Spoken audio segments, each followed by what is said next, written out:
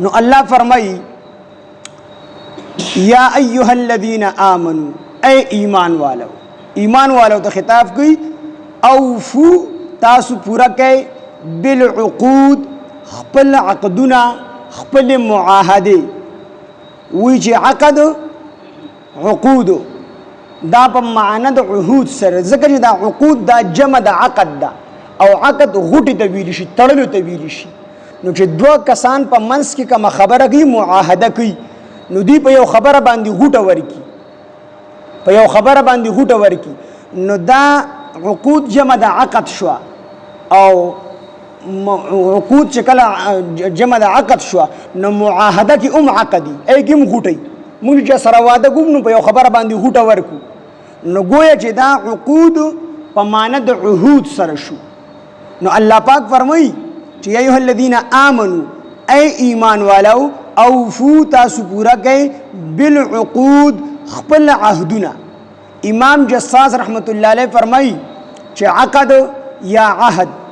د دوو کسانو یا د دوو جماعتونو په منځ کې د دوو کسانو او د دوو جماعتونو په منځ کې په یو را روانه زمانه کې په یو خبره باندې فیصله کول او پاغي باندې متفق کېدل ته چې کوم دی عهد او معاهده ویل شي مونږ ورته چې کوم دی معاهده وایو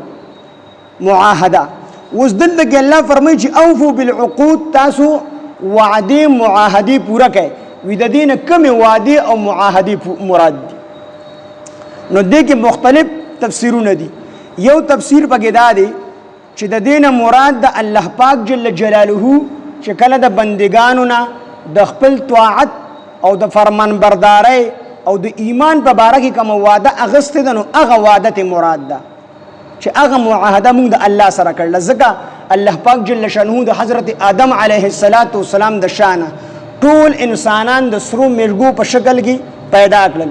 ټول روحونه پیدا کړل تر قیامت پورې کم انسانان نه دی راغلي اداغي ارواح الله پیدا کړي او بیا ته وعده واغستا الست بربکم زستا سربیما نو ټول وی قالو بلا ټول وی انت ربنا بشک الله ته زمونږ رب نو د دې ټول ارواحونه وعده اغست ده نو مفسرین وی چې د دین هغه وعده مراد ده چې هغه د الله هغه وعده پوره کړي د الله سره تاسو چې کوم د ایمان وعده کړي وا د نیکو اعمال وعده مو سره کړي ونه هغه ته مراد ده او بعضی مفسرین وی چې الله پاک جل جلاله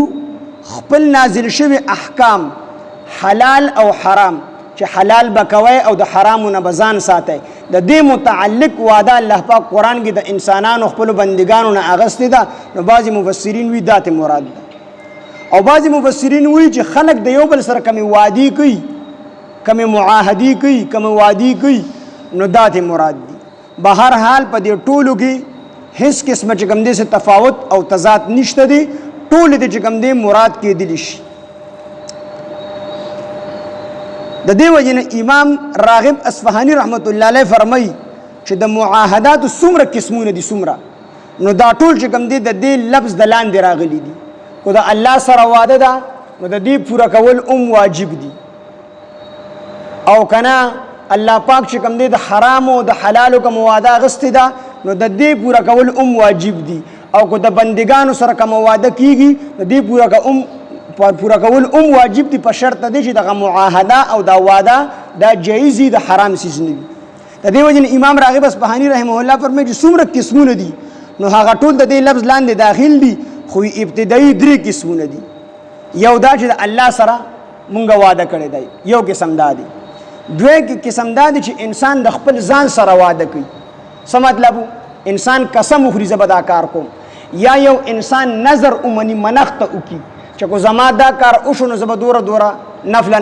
رکعاتونه نفل کوما دوره صدقه به ور کوم نظر اومني نو دا انسان د خپل ځان سره چې کوم دی وعده کوي د خپل نفس سره نو دا دویم قسم دی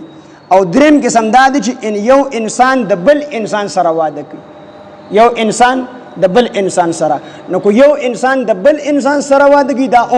کو یو جماعت ته بل جماعت سره او که د حکومتونو په توګه باندې د یو بل سره معاهدي کوي دا ټول د دینه مراد دي او د دې ټول پورا کول واجب دي خو په دې شرط سره چې دا معاهدي او دا وعده جایز وي